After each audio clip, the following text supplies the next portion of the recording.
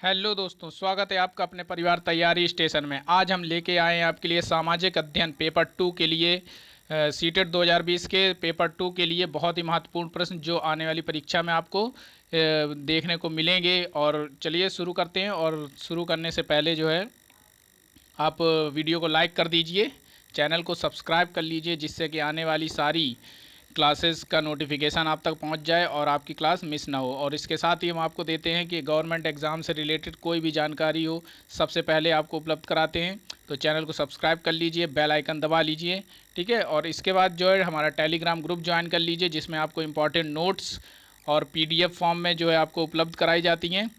तो नीचे डिस्क्रिप्शन में टेलीग्राम चैनल का जो है लिंक दिया गया है, आप उसको वहाँ से ज्वाइन कर लीजिए। और आने वाली जो पिछली क्लासेस हो छूटी हुई क्लासेस उनको भी आप देख लीजिए, डिस्क्रिप्शन में मैंने लिंक दे दिया है उसका, ठीक है। चलिए शुरू करते हैं आज की क्लास। तो आज का जो है पहला प्रश्न है, राज्य की विधायिका के अंग से अभिप्राय है। राज्य की विधायिका के अंग से अभिप्राय है। तो ऑप्शन एक है कि देश का प्रत्येक नागरिक, या फिर दूसरा है कानून लागू करने के लिए उत्तरदायी नौकरशाही, या फिर सर्वोच्च न्यायालय का न्यायाधीश, या फिर नागरिकों द्वारा निर्वाचित प्रतिनिधि। तो आप लोग जो है इसका आंसर खोजेंगे। चलिए, इसका सही आंसर होगा जो है ऑप्शन नंबर डी, यानी कि ऑप्शन नंबर 4। तो नागरिकों द्वारा निर्वाचित प्रतिनिधि कैसे? देखिए, लोकतंत्र के 4 स्तंभ होते हैं। लोकतंत्र के 4 स्तंभ होते हैं, जिसमें पहला स्तंभ कार्यपालिका, दूसरा विधायिका, तीसरा न्यायपालिका और प्रेस। प्रेस को चतुर्थ स्तंभ माना जाता है, ठीक है। अब राज्य की विधायिका का जो अंग से अभिप्राय है, नागरिकों द्वारा निर्वाचित प्रतिनिधि, यानी जो विधायक होते हैं राज्य के, उनको पब्लिक द्वारा, जनता द्वारा जो है चुना जाता है। और फिर प्रत्येक राज्य के विधायकों का चुनाव जनता द्वारा करने के बाद वे असेंबली में, यानी विधानसभा, जिसको लेजिस्लेटिव असेंबली कहते हैं, ठीक है, विधानसभा में सदस्य बनकर सरकार बनाते हैं। तो राज्य की जो विधायिका है वो नागरिकों द्वारा निर्वाचित प्रतिनिधि मिलकर राज्य की विधायिका का निर्माण करते हैं, ठीक है। तो अगला क्वेश्चन है, अगला प्रश्न है प्रश्न नंबर 2 कि मध्य और शीर्ष प्रबंधन की प्रतिभा सर्वाधिक उपलब्ध होने का विशेष लाभ निम्न में से किस नगर को हमेशा प्राप्त होता है? एक नंबर 1 दिया है कोच्चि को, बेंगलुरु को, पुणे को, या फिर ऑप्शन 4 दिया है चंडीगढ़ को। तो कोच्चि, बेंगलुरु, पुणे और चंडीगढ़। तो इसका सही आंसर होगा बेंगलुरु, ठीक है। देखिए, मध्य और शीर्ष प्रबंधन मतलब मैनेजमेंट की जो प्रतिभा है वो सबसे ज़्यादा जो है बेंगलुरु शहर को हमेशा से प्राप्त है। क्यों? क्योंकि देखो, बेंगलुरु शहर को सिलिकॉन वैली बोला जाता है। सिलिकॉन क्या होता है? जिससे हमारे कंप्यूटर पार्ट्स, मोबाइल चिप्स बनते हैं, वो सिलिकॉन वहाँ पर जो है अत्यधिक मात्रा में उपलब्ध है, और वहीं पर ये सारा कारोबार भी होता है। तो और ये जो है एक विशेष स्थान दक्षिण के पठार है ना, दक्कन के पठार में स्थित है। और इसका नाम जो है सिलिकॉन वैली बोला जाता है, ये ध्यान रखेंगे। यह शहर वर्ष भर मृदुजल, यानी कि मीठे जलवायु के लिए प्रसिद्ध है।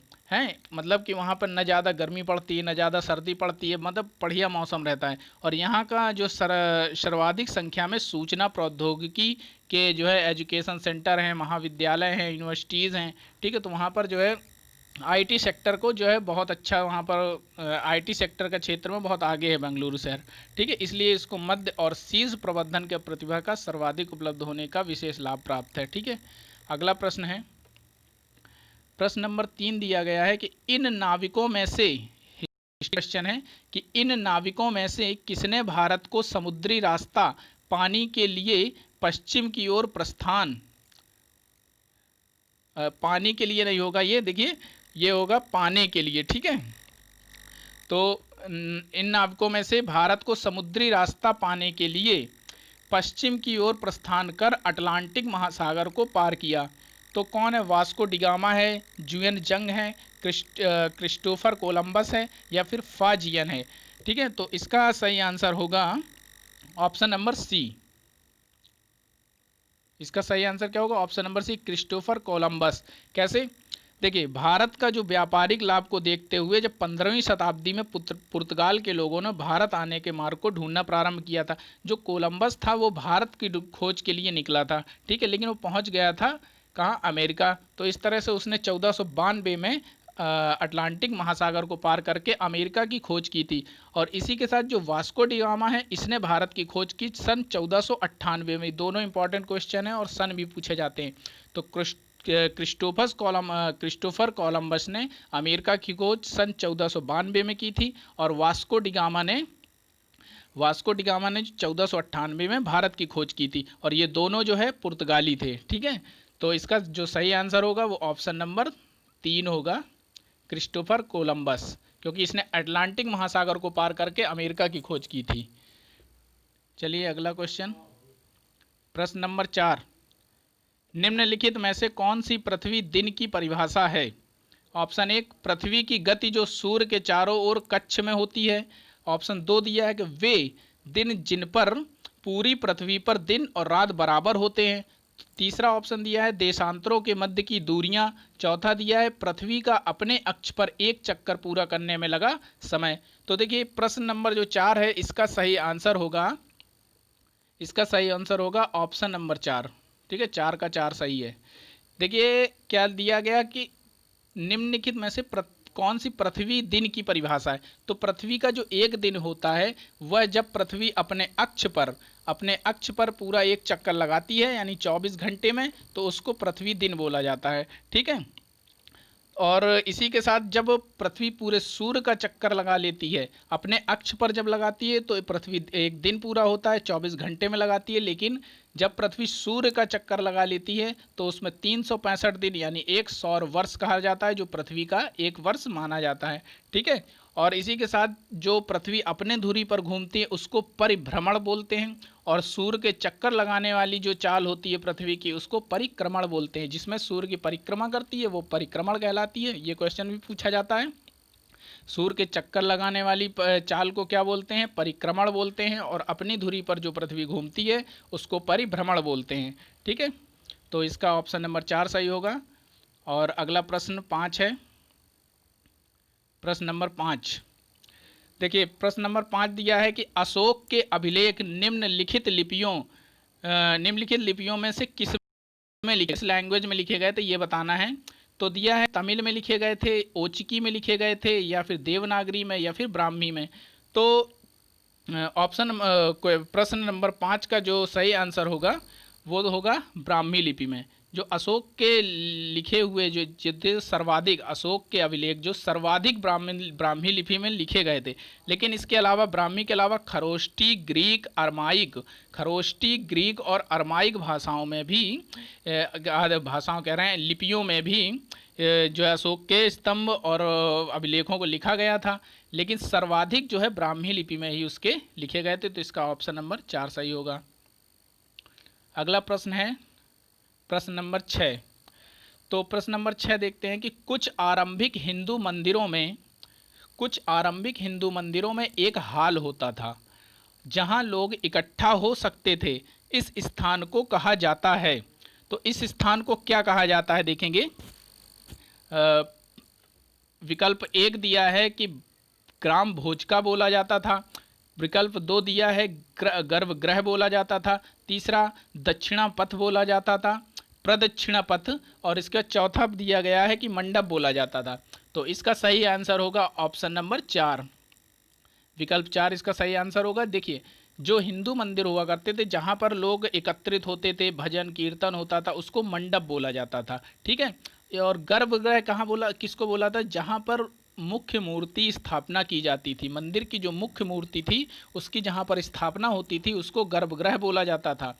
और जो मंदिर के चारों ओर एक स्थान बनाया जाता था जिसमें लोग श्रद्धालु जो आके परिक्रमा मंदिर की करते थे, उस पथ को प्रदक्षिणा पथ बोलते थे, ठीक है। तो इस तरह से आपके देखिए 3 क्वेश्चन कंप्लीट हुए कि गर्भगृह किसे बोला जाता है? जहाँ पर मंदिर की मूर्तियाँ, मुख्य मूर्ति जैसे मुख्य मूर्ति जो है स्थापित होती है वो गर्भगृह बोला जाता था, जहाँ परिक्रमा करने का पथ बनाया जाता था वो प्रदक्षिणा पथ बोला जाता था, और जहाँ लोग इकट्ठा होकर के बैठते थे, एकत्रित होते थे, उसको मंडप बोला जाता है। तो इसका सही आंसर होगा मंडप, यानी ऑप्शन नंबर 4। अगला प्रश्न है प्रश्न नंबर 7। ये बहुत इंपॉर्टेंट प्रश्न है। प्रश्न नंबर 7 ध्यान रखेंगे कि बेरिंग जल डमरू मध्य पानी का सकरा भाग होता है जो जोड़ता है। देखें, बेरिंग जल डमरू, सबसे पहले देखेंगे कि जल डमरू किसे बोलते हैं। तो जल डमरू का मतलब इंग्लिश में बोलते हैं चैनल। ठीक है, जब दो द्वीप होते हैं जैसे, तो दो द्वीपों के बीच जो समुंदर होता है, ठीक है, उसको यानी दो महासागरों को जोड़ने वाला स्थान जो होता है वो चैनल बोलता है, चैनल कहलाता है। और इसी समय जब दो महासागरों को या सागरों को जोड़ेगा तो यानी कि दो महाद्वीपों को अलग भी करेगा, तो दो महाद्वीपों को अलग करने वाला भी जलडमरू बोला जाता है, और दो सागरों को जोड़ने वाला भी। जैसे कि देखते हैं, जैसे कि इंडिया से समझाते हैं। यहाँ पर ये भारत है, ठीक है, और यहाँ पर दिया गया है नीचे श्रीलंका है, ठीक है। तो अब देखिए जो इसके स्थान पर जो यहाँ पर है, ये जो स्थान है पानी जहाँ पर भरा हुआ है, इसको ही हम लोग चैनल बोलते हैं या जल डमरू मध्य बोलते हैं। ठीक है, भारत और श्रीलंका के बीच जो कौन सा जल डमरू मध्य है, तो पाक जल डमरू मध्य है, जिसको पाक चैनल बोला जाता है। ठीक है, तो अब देखिए ये दो द्वीपों को अलग कर रहा है, दो द्वीपों को अलग कर रहा है, इसके साथ ही दो सागरों को जोड़ रहा है। इधर हिंद महासागर है, और इधर जो है बंगाल की खाड़ी है। तो ये बंगाल की खाड़ी, और इस तरह से बोलेंगे इसको कि बंगाल की खाड़ी और हिंद महासागर को जोड़ने वाला जलडमरू कौन सा है, पाक जलडमरू। इसी के साथ ऐसा भी बोलेंगे कि भारत और श्रीलंका को अलग करने वाला जलडमरू कौन सा है, तो पाक जलडमरू है। ठीक है, इस तरह समझ में आ गया होगा। तो इसी को देखते हैं कि बेरिंग जलडमरू जो है वो पानी का सकरा भाग होता है। ठीक है, ये देखिए सकरा भाग है। इसी तरह से तो जो अब ये पाक है, तो इसके बाद बेरिंग जो है वो किसको जोड़ता है, तो देखेंगे तो ऑप्शन दिया है प्रशांत महासागर को अटलांटिक महासागर से, अटलांटिक को हिंद महासागर से, या फिर आर्कटिक को प्रशांत महासागर से, या हिंद महासागर को प्रशांत महासागर से। तो प्रश्न 7 का जो सही आंसर होगा वो होगा ऑप्शन नंबर 3। ऑप्शन नंबर 3 होगा कौन, आर्कटिक महासागर और प्रशांत महासागर को। ठीक है, बेरिंग जलडमरू मध्य जो है वो प्रशांत महासागर तथा देखिए, और जो अटलांटिक महासागर का ही एक सागर है चुक्सी सागर। चुक्सी सागर अटलांटिक यानी आर्कटिक महासागर का एक सागर है चुक्सी सागर। तो चुक्सी सागर को प्रशांत महासागर से जोड़ता है। तो इसी तरह से जब इसी का सागर है तो आर्कटिक महासागर को प्रशांत महासागर से जोड़ने वाला चैनल कौन सा है, तो बेरिंग जलडमरू मध्य या बेरिंग चैनल है। ठीक है, तो ऑप्शन नंबर 3 सही होगा। इसको बिल्कुल ध्यान रखेंगे, बिल्कुल याद कर लेंगे। और ये वाला भी देखिए, इंडिया वाला भी पूछा जाता है कि भारत को श्रीलंका से अलग करने वाला कौन सा चैनल है, तो पाक जलडमरू मध्य या पाक चैनल बोला जाता है। अगला प्रश्न 7 के बाद प्रश्न 8 देखते हैं। प्रश्न नंबर 8 है,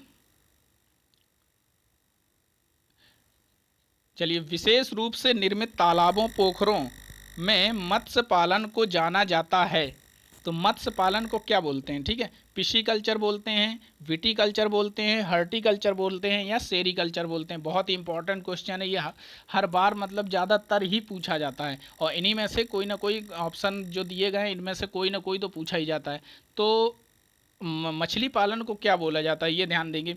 तो मछली पालन को जो बोला जाता है, ऑप्शन नंबर 1 सही, पिसीकल्चर बोला जाता है। ठीक है, पिसीकल्चर किसे, मछली पालन को बोला जाता है। इसी तरह विटीकल्चर जो क्या होता है, वो अंगूर की खेती के लिए होता है, अंगूर की खेती। ठीक है, अंगूर के लिए होता है। अंगूर की खेती को क्या बोला जाता है, या अंगूर की बागवानी को विटीकल्चर बोला जाता है। हर्टिकल्चर क्या होता है, फलों की खेती। फलों की खेती को क्या बोला जाता है, तो हर्टिकल्चर बोला जाता है। फलों की खेती को हर्टिकल्चर बोला जाता है। और रेशम का कीड़ा पाला जाता है उसको क्या बोला जाता है, शेरीकल्चर बोला जाता है। तो इस तरह से आपके 4 क्वेश्चन कंप्लीट हो गए। मछली पालन को पिसीकल्चर, अंगूर की खेती को विटीकल्चर, और फलों की खेती को हर्टिकल्चर, और रेशम पालन को सेरीकल्चर बोला जाता है। अगला प्रश्न देखते हैं। प्रश्न नंबर 9 है, ऋग्वेद की मूल रचना किस भाषा में हुई थी। ऋग्वेद की जो मूल रचना है वो किस भाषा में हुई थी, तो ऑप्शन दिए हैं प्राकृतिक में, संस्कृत में, ब्राह्मी में, या फिर शौरसैनी में। तो ऋग्वेद की जो मूल रचना हुई थी वो संस्कृत भाषा में हुई थी। ऑप्शन इसका नंबर 2 सही होगा। संस्कृत भाषा में जो ऋग्वेद सबसे पुराना वेद है ना, सबसे पुराना वेद ऋग्वेद है जो संस्कृत भाषा में लिखा गया था। ठीक है, और ऋचाओं को क्रमबद्ध ज्ञान के संग्रह को ऋग्वेद कहा जाता है। ये जो है इसकी परिभाषा है, जो ऋचाओं का, इसमें ऋचाएँ लिखी हुई हैं, उसके जो क्रमबद्ध ज्ञान है उसको क्रमबद्ध तरीके से लिखा गया है, उसको ही ऋग्वेद कहा जाता है। और ये बात ध्यान रखेंगे कि इसमें 10 मंडल हैं। कितने, ये पूछा जाता है कि ऋग्वेद में 10 मंडल हैं, 1028 सूक्त हैं, 1028 सूक्त हैं और 1028 सूक्त हैं और 10,462 ऋचाएँ हैं। ठीक है, 10 मंडल, 1028 सूक्त और 10,462 ऋचाएँ हैं ऋग्वेद में, ये ध्यान रखेंगे बिल्कुल। और ये संस्कृत भाषा में लिखा गया है। चलिए अगला प्रश्न है आज का। निम्नलिखित में से कौन सा मरुस्थल का एक उदाहरण है? निम्नलिखित में से कौन सा मरुस्थल का एक उदाहरण है? तो पहला दिया है लद्दाख है, सुंदरवन है, कोंकण है या फिर पश्चिमी घाट है। तो देखिए सुंदरवन, कोंकण, पश्चिमी घाट और लद्दाख दिया हुआ है, तो इसका सही आंसर होगा पहले लद्दाख। लद्दाख एक शीत मरुस्थल है। ठीक है, ठंडा प्रदेश है, शीत मरुस्थल बोला जाता है, तो ये मरुस्थल तो होगा। ठीक है, लद्दाख जो ऑप्शन के हिसाब से लद्दाख जो है एक मरुस्थल भी है और मतलब इस मरुस्थल तो है लेकिन शीत मरुस्थल है। ठीक है, इसके साथ ही जो सुंदरवन है, सुंदरवन एक डेल्टा है, डेल्टाई स्थान है जो गंगा और ब्रह्मपुत्र के नदियां जो है बंगाल की खाड़ी में जब गिरती हैं तो वह सुंदरवन डेल्टा का निर्माण करती हैं, जो पूरे विश्व का सबसे बड़ा नदी डेल्टा है। सुंदरवन पूरे विश्व का सबसे बड़ा नदी डेल्टा है सुंदरवन जो है। और यहाँ पर जो है सुंदरी नामक वृक्ष पाए जाते हैं, सुंदरी नामक वृक्ष पाए जाते हैं, इसकी वजह से इसका नाम सुंदर वन पड़ा है। और यहाँ की ज़मीन बहुत ही दलदली होती है और यहाँ पर प्रसिद्ध बंगाल टाइगर भी पाए जाते हैं। ठीक है, इसका कोंकण जो है वो गोवा के तट को बोलते हैं और ये एक समुद्री तट है और पश्चिमी घाट भी समुद्री तट है। पश्चिमी घाट जो अरब सागर से मिला हुआ पश्चिमी घाट समुद्री तट है। ठीक है, तो जो मरुस्थल होगा वो एक शीत मरुस्थल लद्दाख है। तो आज के प्रश्न कंप्लीट होते हैं 10, बहुत इंपॉर्टेंट। और इसी तरह हमारे साथ बने रहिए, हम डेली आपको जो है इसी तरह महत्वपूर्ण प्रश्नों की श्रृंखला लेकर आएंगे। और आपके बहुत इन 10 प्रश्नों से आपके 40 से 50 प्रश्न कंप्लीट होंगे, 30, 40 या 50 प्रश्न 10 प्रश्नों से कंप्लीट होंगे। और आपकी परीक्षा तक ऐसा कोई प्रश्न नहीं होगा जो बाहर से आएगा। ठीक है, तो जुड़े रहिए हमसे, चैनल को सब्सक्राइब कर लीजिए, वीडियो को लाइक कर दीजिए और सब्सक्राइब कर लीजिए, जिससे आने वाली क्लास फिर ना छूटे आपकी और आपका नोटिफिकेशन प्राप्त हो जाए। चलिए मिलते हैं अगली नेक्स्ट वीडियो में, बाय।